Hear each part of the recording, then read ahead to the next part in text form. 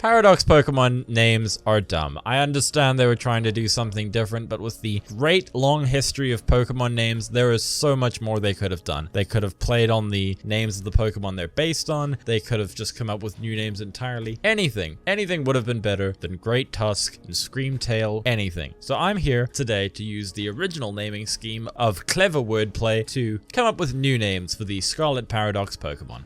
So without further ado, here's the first one. For Great Tusk, I went with Gargantusk from Gargantuan and Tusk. Pretty straightforward. Then for Screamtail, I went with Snaggletooth from like Snaggletooth and Jigglypuff. For Brute Bonnet, this was a fun one.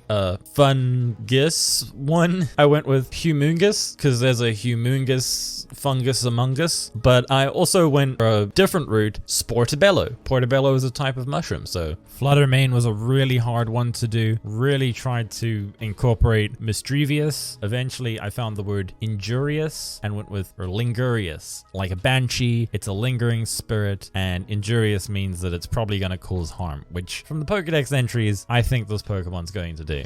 Before we continue, I gotta know, did you guys actually like the naming scheme, or do you prefer my naming scheme? Let me know in the comments. Slither Wing. Now, Volcarona gets its name from a god of the sun. So for Slither Wing, which is this fighting type, I wanted to go with a god of war or god of battle. So I took the name Pallas and added it with scales because moths have scales and so do snakes. I'm not sure what Slither Wing really is. But yeah, it's called Pallascales from those two words. Sandy Shock's another hard one, but I had to go with some of the words that were coming up when I was looking for this. There's a word called Upart, which is an out-of-place artifact. So from that, I went Ferupartic, of course relating to ferromagnetism, but also Feralnetic fit really well because it's also a feral wild creature, and that's why it's got all these spiky pots of hair on it. And finally, my piece de resistance, Roaring Moon, I called him Malaquilescent. There's a lot to unpack here. That comes from Malevolent, Quill, which of course relates to the feathers, Ascent, because the Salamence and its evolution line are all about flying. It's also got Crescent for the shape of its wings, and Quiescent,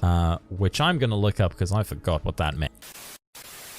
Okay, so after checking my notes, quiescent basically means that it was dormant, which I think applies to most of these because they were dormant species until the crater was opened and people started going in there. Alright, so that's renaming all the past Paradox Pokemon. Hopefully we get some more, and keep an eye out because I'll definitely do a short soon where I rename Walking Wake and Iron Leaves. Why not like and subscribe, guys?